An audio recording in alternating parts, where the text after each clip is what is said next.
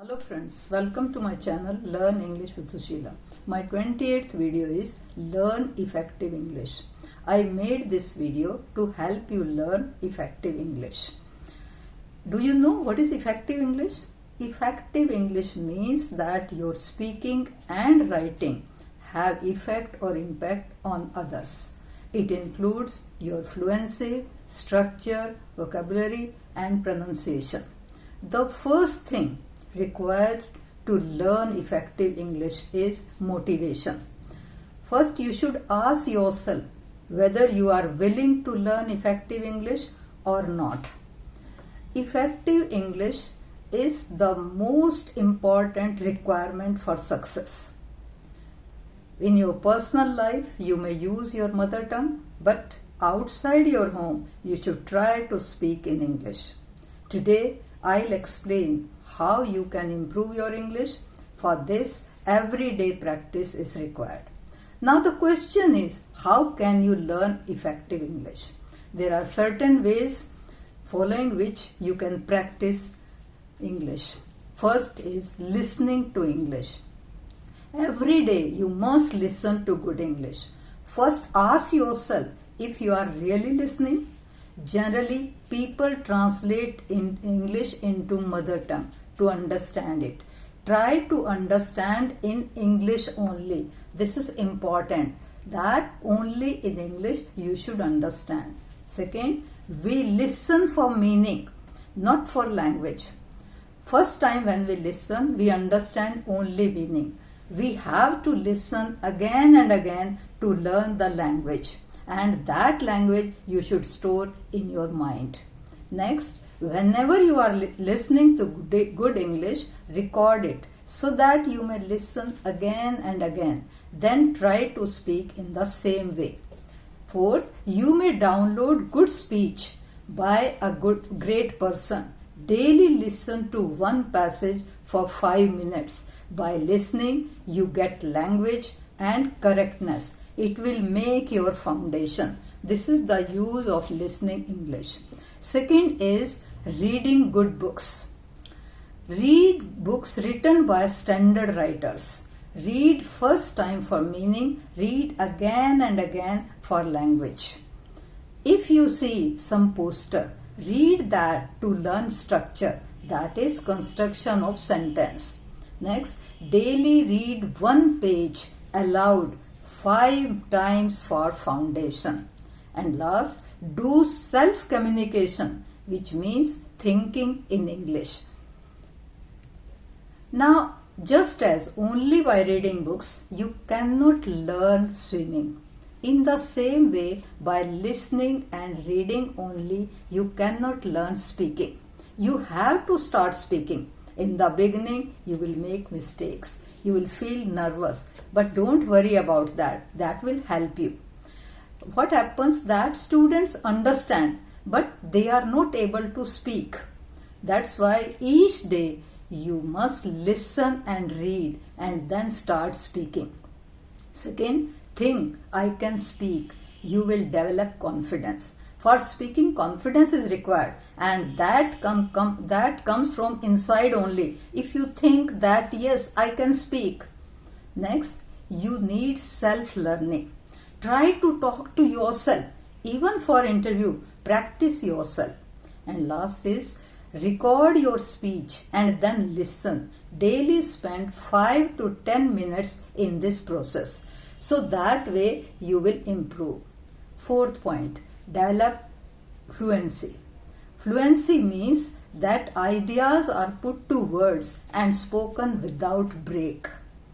So for this, think in English and speak. If you think in mother tongue and then speak in English, the gap will come. So there can't be fluency. In the beginning, prepare your speech before speaking, but afterwards you can speak without preparing also. Next, nobody can teach you fluency. You can help yourself.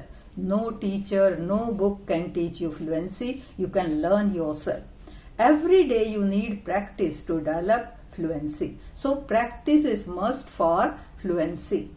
Next, improve structure. Structure means sentence construction. While listening or reading, notice structure. See that how the sentence has been made. Learn English perfectly so that you may use it correctly. Because if you don't know perfect English, how can you use it correctly? And important point is self-improvement is required. You have to improve yourself by making mistake, by reading, listening and writing. Next, increase your vocabulary. You know, for speaking vocabulary is required. So you have to increase it.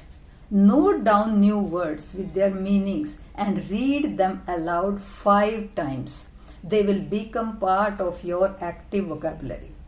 Then you can make new words by adding prefix and suffix. Prefix is which is used in the beginning of the word, and suffix is which is used at the end of the word.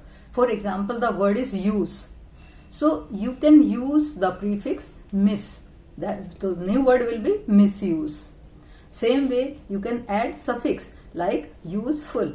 You can add more, usefulness. So this way you can practice of making new words. Same way by using preposition.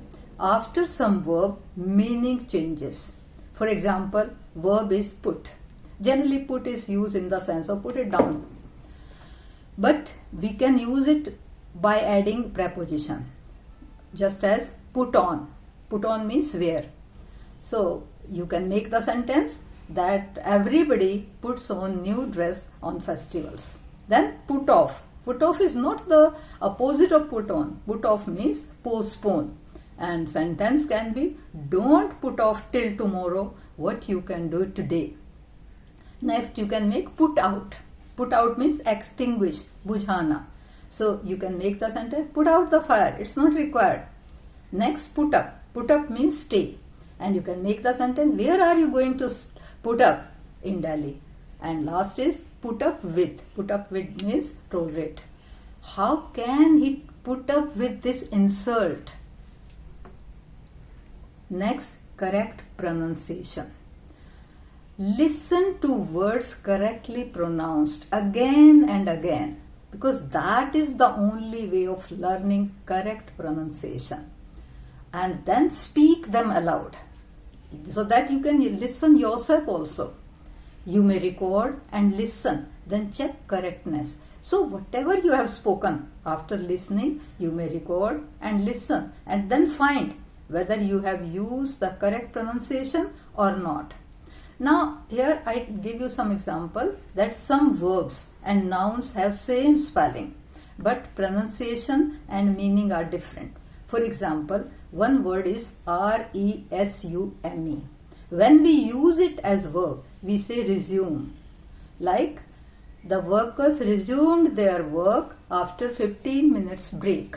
That is start again.